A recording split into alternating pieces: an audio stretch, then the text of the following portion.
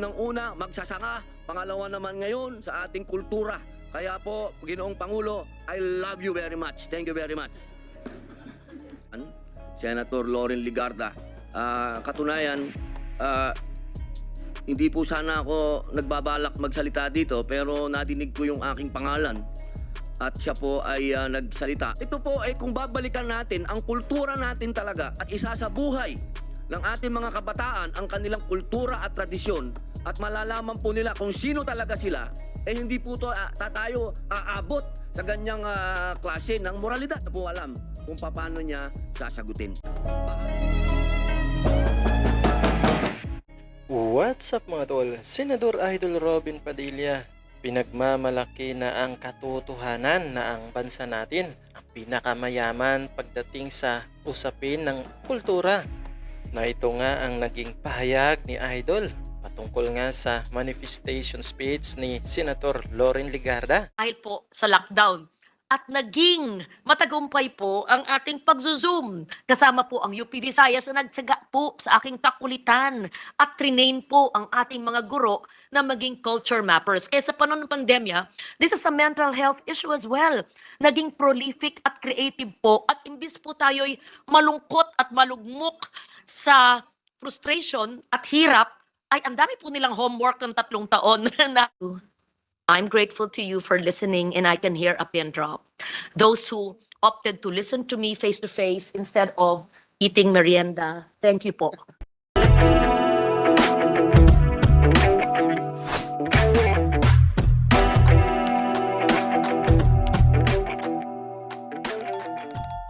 Sa naganap nga na plenary session ilang araw makalipas, nang mapag-usapan nga sa kanyang manifestation speech ang patungkol sa an act strengthening the conservation and protection of Philippine cultural heritage and cultural mapping amending for the purpose RA 10066 o known as the National Cultural Heritage Act of 2009.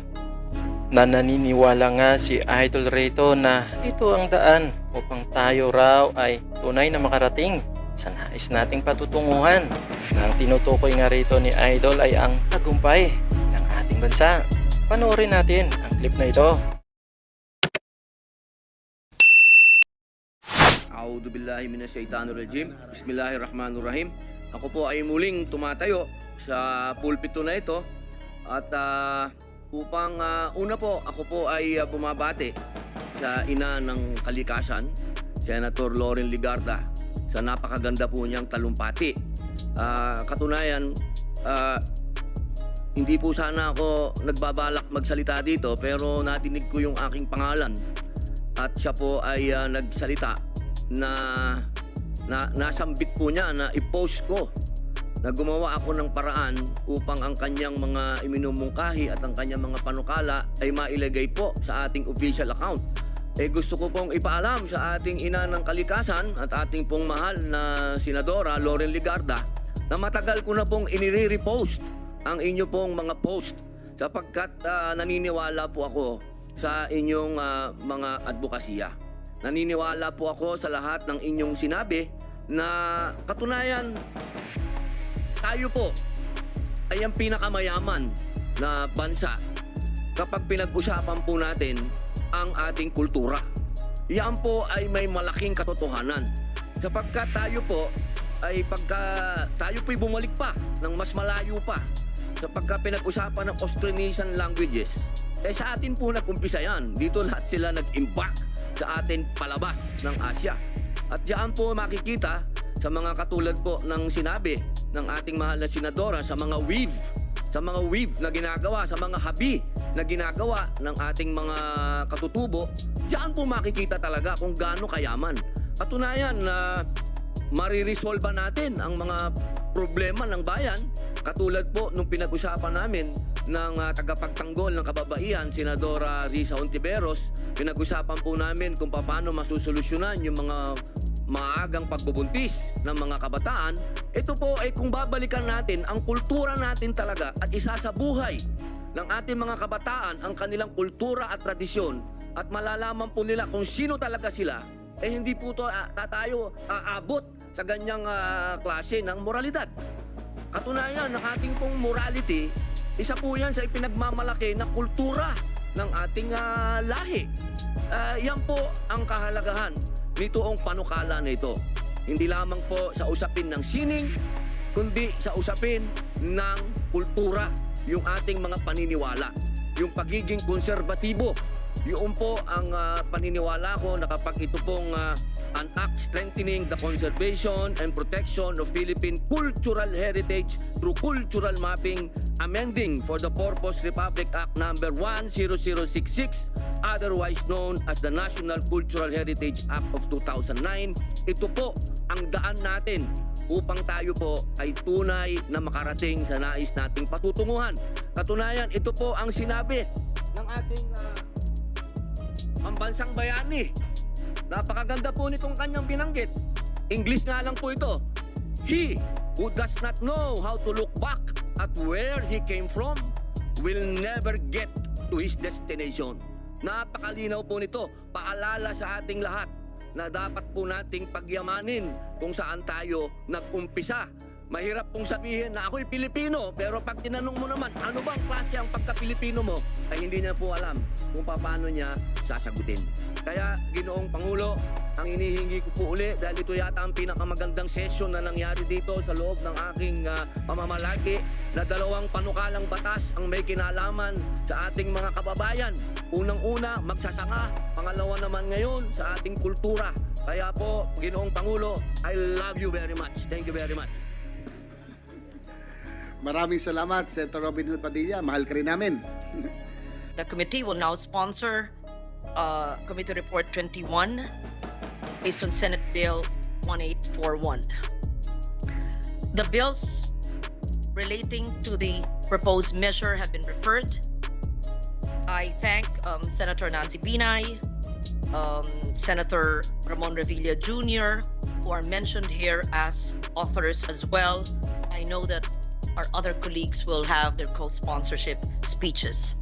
Mr. President, I stood here on our first session day this year on a matter of privilege, sounding the alarm for the climate.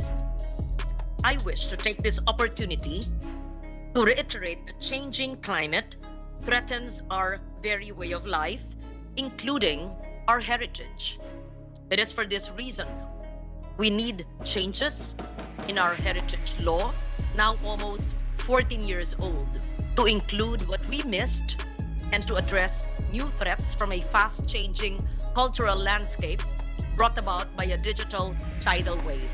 And I do this in February, which is Arts Month.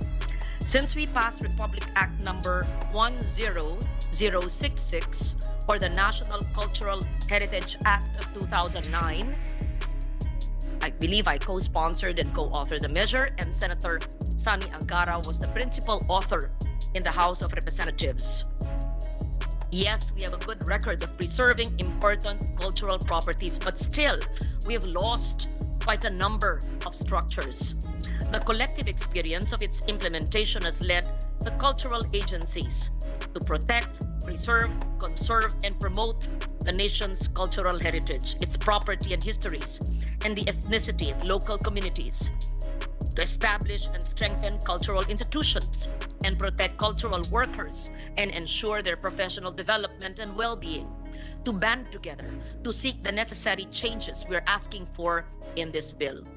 To further strengthen heritage conservation in our country, this bill seeks to mandate local government units to conduct a cultural heritage mapping of their areas for both tangible and intangible and natural and built heritage. The proposed amendments aim to harmonize the relationships between the cultural agencies and update definitions and coverages, taking into consideration laws and regulations since the original law was enacted in 2009. The proposal aims to be more sensitive to intangible cultural heritage, including heritage in the performing arts, as well as audiovisual and broadcast heritage. The proposal also includes a provision that will protect visual sightlines.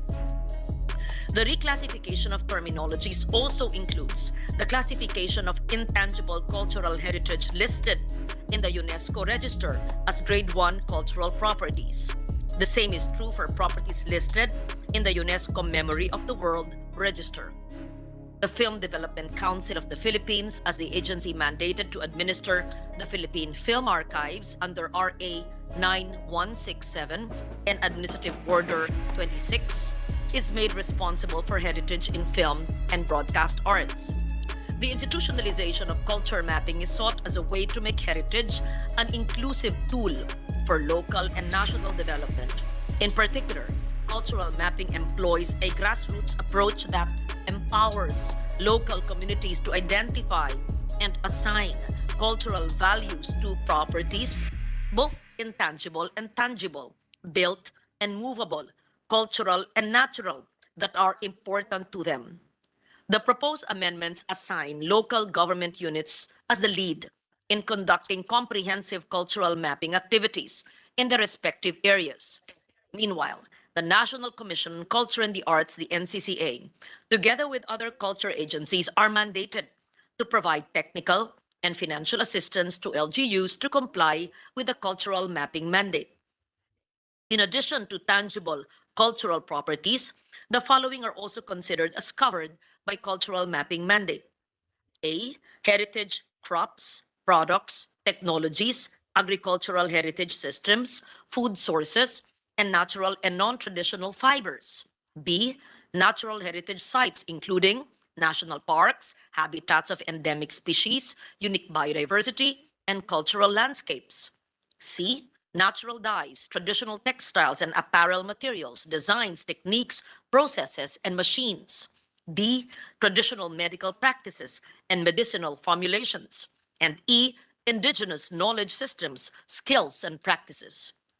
NCCA's experience in working with local government units show the importance of a participatory approach in cultural preservation as a way to address issues on community consent and feedback that often comes from a centralized, outside-looking-in perspective in heritage management. The Philippine Registry of Cultural Properties was earlier mandated under Section 14 of the National Cultural Heritage Act. This is operationalized at the local level by the submission of local cultural inventories by LGUs. Based on an agreement between the NCCA and DILG, the submission of LCIs is now included in the criteria to qualify for the seal of local good governance. As of December 22, 980 of the 1,715 LGUs have complied with the submission of LCIs. The total number of properties registered with the pre-CUP, including those registered by the cultural agencies, is 10,385. On November 25, 2022, I'm happy to note the province of Antique, my home province, which I represented for 3 years during the pandemic, completed its culture mapping. It was done in partnership with the NCCA, University of the Philippines, Visayas, and the Department of Education. Culture and history experts are teachers of our dear province who hailed from various elementary and secondary schools of the municipalities of Antique as culture mappers. And this representation was a member then of the House of Representatives. Nakakatuwa po. And I have a copy of my hard copy patakbo sa kwarto sa taas. Just one copy. Nakakatuwa po, nung naka-lockdown po tayo sa panahon ng pandemya, Zoom po ako ng Zoom. Dahil natuto po ako mag-Zoom.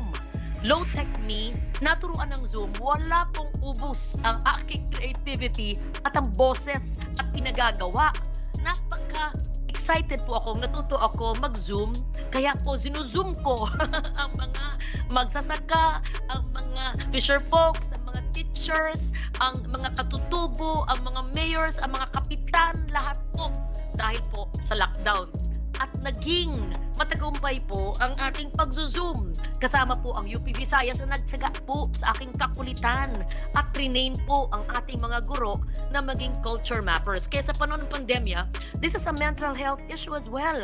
Naging prolific at creative po at imbis po tayo'y malungkot at malugmok sa frustration at hirap, ay ang dami po nilang homework ng 3 taon. Naka 21 hard copy books po na pinapatakbo ko sa taas, I hope aabot. The 21-volume compendium record Antique's rich heritage and significant research material. I know the city of San Juan has this and may do it. The province of Bulacan, how interesting. If Bukawe can have a culture mapping. Nung bata po ako, naalala ko, basaan. Nung Hulyo, sumasakay ako ng bangkang malaki sa tiyuhin kong taga Bulacan. Sa Cagayan de Oro at Misamis Oriental, sigurado ako meron namang culture mapping at magandang magsagawa. Sa Capiz, ren, magandang gumawa. At siyempre, sa iba't ibang lugar, lalo na sa autonomous region in Muslim Mindanao. So this proposed amendment also includes stipulations on compliance with the Data Privacy Act of 2012, as well as a requirement for prior consultation with indigenous cultural communities. Mahalaga po na meron tayong paalam sa ICC. Kasama ko po ang isang Gamaba awardee sa letratong yan, si Mr. Caballero, na kumanta dito at nag-perform nung aking una o pangalawang termino na siguro wala pa po kayong lahat nung 1998. Meron ba akong kasama nun? O nung 2004. Yan po si Mr. Caballero at ang mga taga-Kalinog, Iloilo na Panay Bukidnon na Indigenous Peoples Group na nag-perform po dito. Sana'y maimbitahan ko ng muli. At isa po sila sa higit sa 100 mga IP groups na siyang hinihingan natin ng FPIC. Napakahalaga. Free, prior, and informed consent. Pag tayo po'y sumusuot ng iba't ibang gamit na disenyo po nila, ay sana po yung mga gumagawa ay pinaalam. Alam natin, pero ibang issue po ito na ibang mga bansa ay nagnanakaw na lang ng intellectual property at disenyo ng ating mga katutubo. But that's a different matter altogether. Cultural heritage value is bestowed by society. Hence, it is a decision that is attended by agreement. Yan naman po ay sa Cordillera sa Ifugao. Nagbumaba po ako sa Bangaan yata, yung aking binabaan noon, higit sa 10 taon na nakaraan. Isa po sa mga elders po ng Ifugao Indigenous Peoples Group. So, we need a level of consensus as well to how a society values itself and the shared experiences that make our society a cohesive one. These values include historical accounts that connect us with our shared past and provide continuity, symbolic value that lends power and meaning to our identity, spiritual value that gives sanctity and transcendence,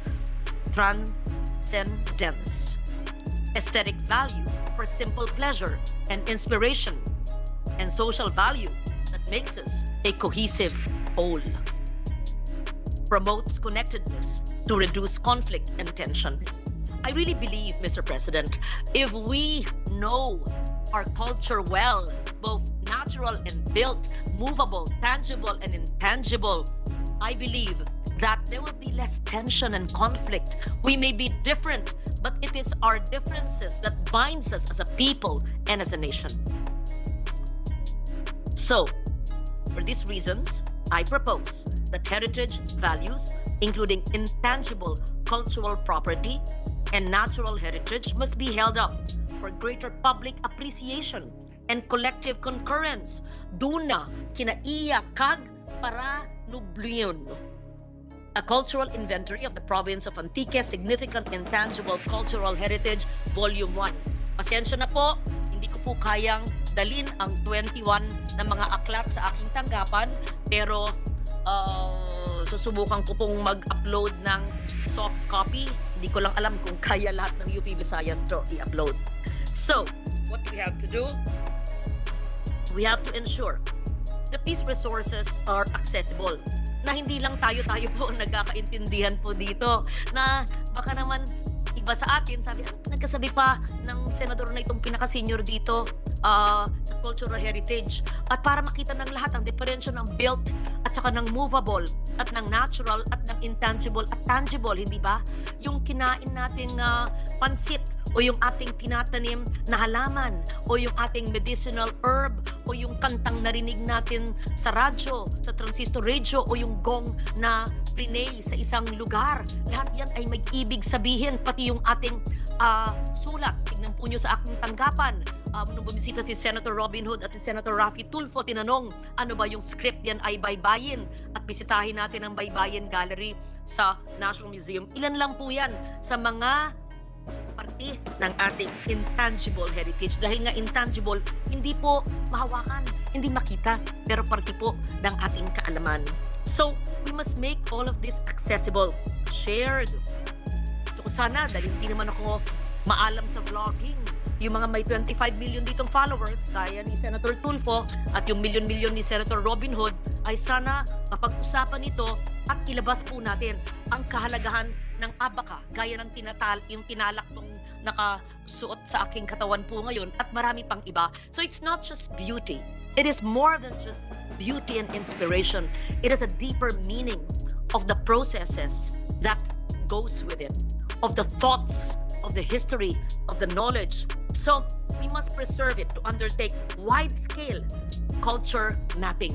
And who knows, we will realize that we are the wealthiest nation in Asia and in the world. And I believe we are one of.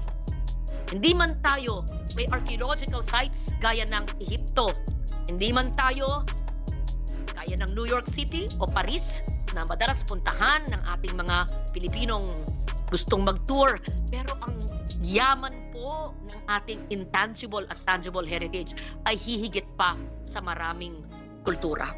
This bill aims to allow multiple agencies to bring this about, especially when threatened by climate change and biodiversity loss. Our heritage values must be protected as a source of our connectedness and resilience to help us get through the direst times in unison, using the best available means that promote our interrelation. Cultural values are not fluff. I will be offended if they say arts and culture is fluff. No. Cultural values is who we are as a people. We are not luxury. No. We are grassroots, community-based, community-driven. They are definitely not soft. Sabi, soft issues. Naku, hindi po. Malalim po ito. Nor are they the first to be sacrificed in the first of trial. That's why I tried to prove that during times of trial like the pandemic, we were able to come up with something productive like the cultural mapping. Kasi po, ang ginagawa ng iba sa gobyerno, pag merong trials ang ating bansa, ang unang titigbakin, yan, sinagong salitang ginamit ko, o tatanggalin, yung mga soft, yung mga fluff, yung ganito, yung ganyan. Sa NCCA, sa KWF, o sa NHCP, hindi po yun fluff, hindi po yun, yan po ay parte ng ating pagkatao. So they are in fact our bridge to each other and to the other side of these twin crises. What are these twin crises? You know me so well, and you know this so well, Mr. President. Climate and biodiversity loss, and our sustainable pandemic recovery. And so, it might be boring you. I'm grateful to you for listening, and I can hear a pin drop. Those who opted to listen to me face-to-face instead of eating merienda, thank you po. But I'm certain those who are not here feel the same way, and I am grateful to those who co-authored the measure, will co-sponsor the measure, and even without co-sponsorship and co-authorship, your support will go a long way in trying to bridge the gap among the 108 million Filipinos in the whole archipelago of 30 million hectares and beyond. We are the ties that bind. Thank you. So hanggang dito lang tayo mga tol. Maraming salamat sa panunood at patuloy na suporta. God bless you sa inyo lahat. Hanggang sa muli. Paalam.